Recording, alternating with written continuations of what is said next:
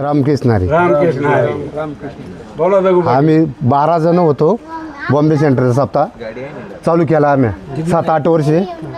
आम्ही म्हणजे मंदिरातच झोपायचो. इथं आलं का मंदिर साफ करायचं. तेव्हा असं मंदिरही नव्हतं. आम्ही बैलगाडीत पाणी आणायचं टिपं भरून.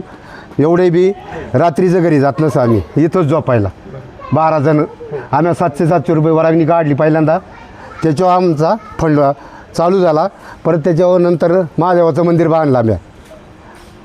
म्हणजे आमचं बॉम्बे सेंटरवाल्याने. हो हो. असंही आणि बॉम्बे सेंटर म्हणजे वाल्यांचे खूप पुण्य आहे आज पुण्य आहे. सप्त्याला म्हणजे तरी गोष्ट. पाहायला आम्हीच परत जेवणाचा रुपये गावातून घेतला नाही. ते मनानं कोणी दिले 100-200 ती घेतली. असं जेवण नव्हतंच गावात तेव्हा. फक्त शेवटच्या दिवशी आम्ही जेवण घालायचो. शेवटच्या दिवशी आम्ही जेवण घालायचो. कालचं म्हणजे जेवण आम्हीच घालायचो. गावातून रुपये वर्गणी नसतं घेत.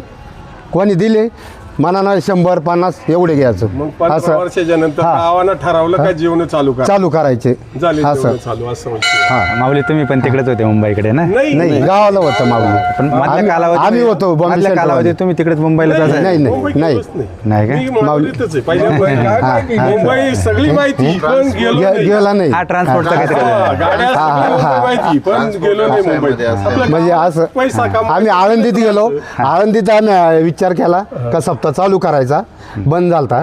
मग आम्ही 12 जणांनी चालू केला सप्ताह. 700-700 रुपये 700-700 रुपये वर्गणी काढली. त्याच्यावर चालू झाला. मुंबईवाल्याला असं. अख्ख्या गावाचे स्वतंत्र केला असं आणि त्याची इलीवट लावून आजपर्यंत चालू राहिलाय. असं. मुंबईवाल्याची बरीच पुण्य आहे. हा असं बोल रामकृष्ण हरी. रामकृष्ण हरी.